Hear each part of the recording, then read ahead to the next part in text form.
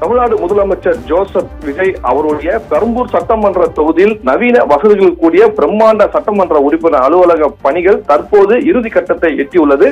பொதுமக்கள் குறைகளை நேரடியாக பெற்று விரைவாக தீர்வு காணும் நோக்கத்தில் இந்த அலுவலகம் உருவாக்கப்பட்டு வருகிறது. மேலும் பெரம்பூர் தொகுதி மக்கள் அவருடைய புகார்களை நேரடியாக முதலமைச்சரின் பார்வைக்கு கொண்டு செல்லும் வகையில் பிரத்யேக மொபைல் ஆப் மூலமாக அதுவும் கூட இங்கே உருவாக்கப்பட்டிருக்கிறது.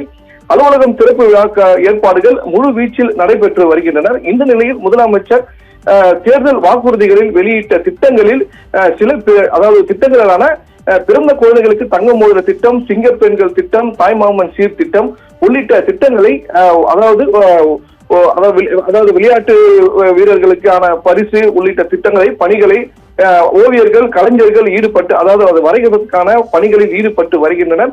பரபரப்பான சூழ்நிலையில் முதலமைச்சர் தொகுதியான பெரம்பூர் சட்டமன்ற தொகுதியில் அலுவலகம் திறப்பதற்கான பணிகள் தற்போது முழுவீச்சில் நடைபெற்று வருகிறது.